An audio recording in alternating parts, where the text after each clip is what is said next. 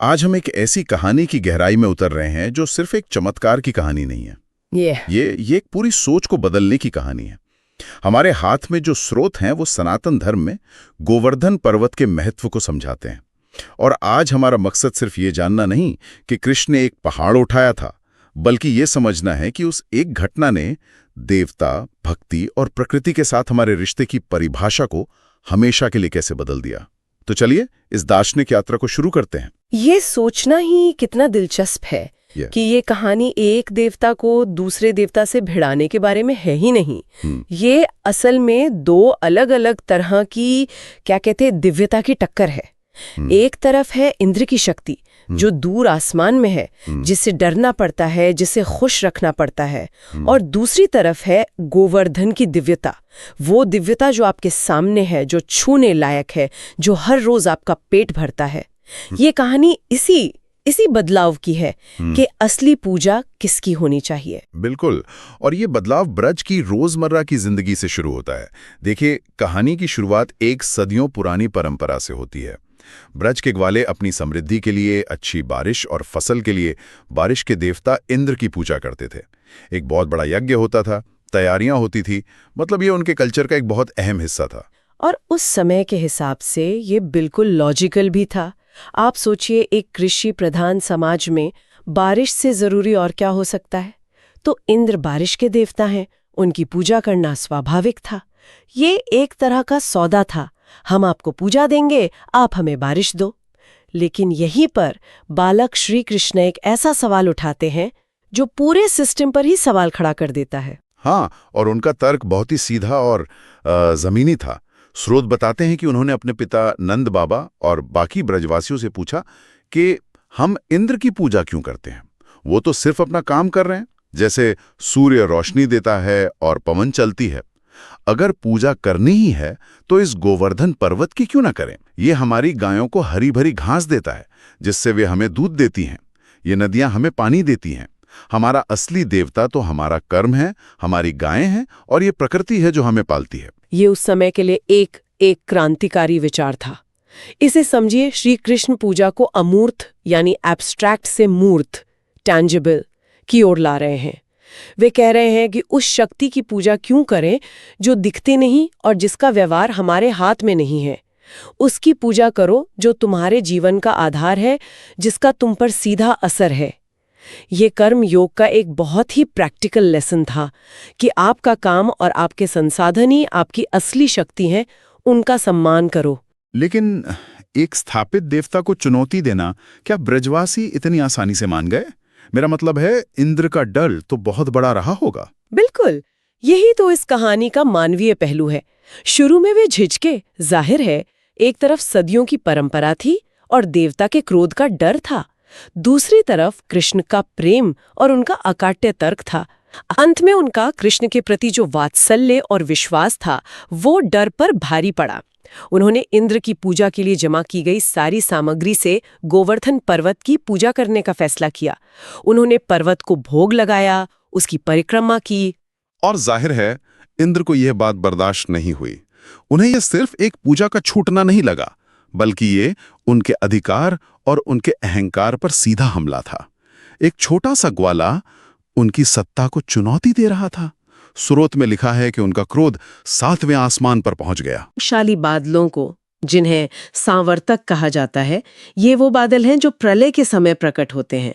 उन्हें आदेश दिया कि ब्रज पर इतनी वर्षा करें कि सब कुछ डूब जाए। ये सिर्फ एक तूफानी बारिश नहीं थी, ये एक आसमानी हमला था। मकसद था पूरे ब्रज का नामो निशान मिटा देना। चारों तरफ पानी ही पानी, बिजली की कड़क और लोगों की चीख पुकार। और ठीक इसी प्रलय के बीच में वो अविश्वसनीय दृश्य सामने आता है। जब सब लोग अपनी जान बचाने के लिए भागे भागे कृष्ण के पास आते हैं, तब वो बालक मुस्कुराते हुए एक ऐसा काम करता है जिसकी कोई कल्पना भी नहीं कर सकता। उन्होंने पूरे गोवर्धन पर्वत को अपनी सबसे छोटी उंगली यानी कनिष्ठा पर एक विशाल छाते की तरह उठा लिया। हाँ, इस दृश्य की शक्ति को महसूस कीजिए। बाहर इंद्र का अहंकार गरज रहा है, प्रलय की वर्षा हो रही है, और उस पर्वत के नीचे 7 साल के एक बालक की उंगली पर टिके हुए एक सुरक्षित आश्रय में पूरा ब्रज, इंसान, गाय, बछड़े, सब सब शांति से खड़े हैं। 7 दिन और 7 रात तक ये चलता रहा। ये सिर्फ एक चमत्कार नहीं था, ये अहंकार और प्रेम के बीच का सीधा टकराव था और इसमें प्रेम की जीत हुई। और 7 दिनों के बाद जब इंद्र ने देखा कि उनकी पूरी ताकत ब्रज का एक तिनका भी नहीं बिगाड़ सकी, तो उनका अहंकार चूर चूर हो गया। वे समझ गए कि वे किसी साधारण बालक से नहीं बल्कि स्वयं परमात्मा से टकरा रहे थे। तब वे नीचे आए और श्री कृष्ण से क्षमा मांगी। इस एक घटना ने पूजा की परंपरा को हमेशा के लिए बदल दिया। बिल्कुल, इंद्र की पूजा की जगह गोवर्धन पर्वत की पूजा ने ले ली। लेकिन जैसा मैंने शुरू में कहा, ये सिर्फ एक देवता को दूसरे से बदलने की बात नहीं थी। ये पूजा के पूरे दर्शन को, पूरे वर्ल्ड व्यू को बदलने की बात थी। डर पर आधारित भक्ति की जगह प्रेम और कृतज्ञता पर आधारित भक्ति ने ले ली। अब इस कहानी के गहरे अर्थों पर आते हैं। ये सिर्फ एक चमत्कार नहीं है, ये भक्ति और शरणागति का सबसे बड़ा प्रतीक है। जैसे ही ब्रजवासी श्री कृष्ण की शरण में आए, उनका सबसे बड़ा संकट खत्म हो गया। यह इस बात का संदेश है कि अगर ईश्वर पर अटूट विश्वास हो तो वो अपने भक्तों का सारा बोझ खुद उठा लेते हैं। यहाँ ये शरणागति शब्द बहुत महत्वपूर्ण है। इसका मतलब सिर्फ आश्रय लेना या किसी के पीछे छिपना नहीं है। इसका गहरा आध्यात्मिक अर्थ है अपना अहंकार, अपना मैं पूरी तरह से ईश्वर को सौंप देना। जब तक ब्रजवासी इंद्र से डर रहे थे, वे संकट में थे। वे अपनी बुद्धि से उस प्रलय का सामना नहीं कर सकते थे। लेकिन जब उन्होंने सब कुछ छोड़कर कृष्ण पर भरोसा किया, तो वे निडर हो गए। यह लीला सिखाती है कि सच्चा समर्पण ही भय से मुक्ति का एकमात्र रास्ता है। ये बहुत गहरा बिंदु है। मतलब डर तब तक ही है जब तक हम सोचते हैं कि मैं इस मुसीबत का सामना करूंगा। जब ये भाव आता है कि ईश्वर मेरा संरक्षण करेंगे, तो डर की कोई जगह नहीं बचती। और यहीं पर एक और दिलचस्प पहलू है। कृष्ण ने लोगों को सिर्फ पर्वत के नीचे नहीं बचाया, उन्होंने पर्वत की ही पूजा करने की सीख दी। ये क्यों इतना जरूरी था? ये इस कहानी का सबसे आधुनिक और कह सकते हैं कि प्रासंगिक संदेश है। उस समय उन्होंने जो कहा वो आज पर्यावरण संरक्षण का मूल सिद्धांत है। कृष्ण यह सिखा रहे थे कि प्रकृति कोई इस्तेमाल करके फेंक देने वाला संसाधन नहीं है, बल्कि वो पूजनीय है, वो साक्षात देवी है। हमारा अस्तित्व पहाड़, नदी, जमीन और जानवरों से जुड़ा है। अगर हम उनका सम्मान करेंगे तो वे हमारा पोषण करेंगी। अगर हम उनका अपमान करेंगे तो हम खुद अपना विनाश करेंगे। ये एक तरह की इकोलॉजिकल फिलॉसफी है जो हजारों साल पहले दी गई थी। और ये बात आज भी सिर्फ किताबों या कहानियों में कैद नहीं है, ये एक जीवंत परंपरा का हिस्सा है। स्रोत हमें बताता है कि हर साल दिवाली के अगले दिन गोवर्धन पूजा का त्योहार बड़े उत्साह से मनाया जाता है। हाँ, और ये त्योहार सिर्फ एक दिन का उत्सव नहीं है, ये उस पूरी घटना और उसके संदेश को फिर से जीने का एक तरीका है। लोग अपने घरों में गाय के गोबर से गोवर्धन पर्वत की छोटी सी आकृति बनाते हैं, उसकी पूजा करते हैं।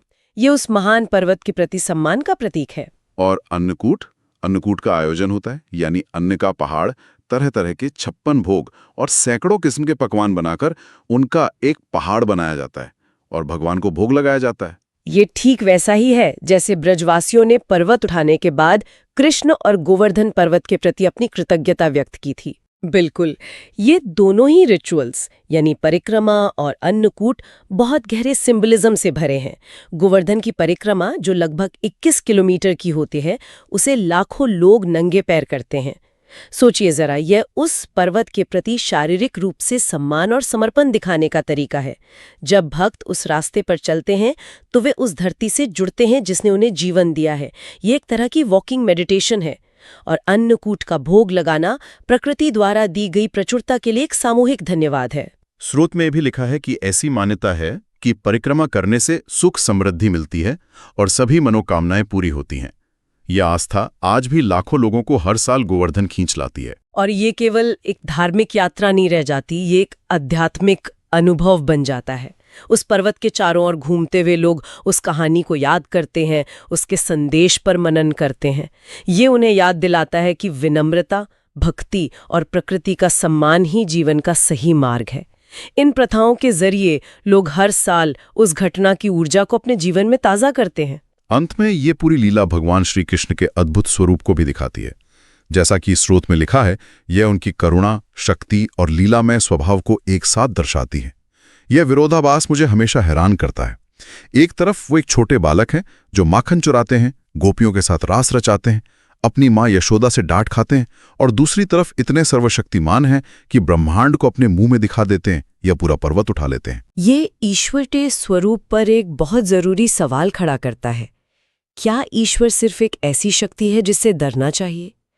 इंद्र का चरित्र इसी तरह के देवता का प्रतिनिधित्व करता है, शक्तिशाली, अहंकारी, और जिसे अगर खुश न रखो तो वो दंड देगा। लेकिन गोवर्धन लीला ईश्वर की एक बिल्कुल अलग, ज्यादा प्रेमपूर्ण तस्वीर पेश करती है। हाँ, ये बताती है कि ईश्वर सरल भी हो सकते हैं और सर्वशक्तिमान भी। वो हमारे बीच एक दोस्त, एक बेटे, एक प्रेमी के रूप में रह सकते हैं। वो सुलभ हैं, उनसे प्रेम किया जा सकता है। उनका गुस्सा दंड देने के लिए नहीं, बल्कि अहंकार को तोड़ने और सही रास्ता दिखाने के लिए होता है। बिल्कुल, गोवर्धन लीला ईश्वर के इसी करुण और लीलामय रूप को स्थापित करती है। लीला का मतलब है दिव्य खेल। कृष्ण ने पर्वत अपनी शक्ति का प्रदर्शन करने के लिए नहीं उठाया था, उन्होंने अपने भक्तों के प्रति अपने प्रेम का प्रदर्शन करने के लिए उठाया था। शक्ति तो बस उस प्रेम को व्यक्त करने का एक माध्यम थी। ये कहानी हमें सिखाती है कि ईश्वर कोई दूर बैठा राजा नहीं, बल्कि हमारे साथ खेलने वाला, हमें बचाने वाला, हमारा सबसे अपना साथी है। तो संक्षेप में कहें, गोवर्धन पर्वत सिर्फ एक भौगोलिक स्थान नहीं है, यह अहंकार पर विनम्रता की जीत का एक जीवंत प्रतीक है, प्रकृति के सम्मान का एक कालातीत पाठ है और ईश्वर में अटूट विश्वास का एक शाश्वत स्मारक है। ये कहानी हमें सिखाती है कि सच्ची शक्ति बाहरी आडंबर में नहीं, बल्कि आंतरिक समर्पण और निस्वार्थ प्रेम में है। ये वाकई में ब्रजभूमि की आत्मा है। और इस पूरी चर्चा से एक विचार हमारे सुनने वालों के लिए सोचने को रह जाता है। श्रोत कहता है कि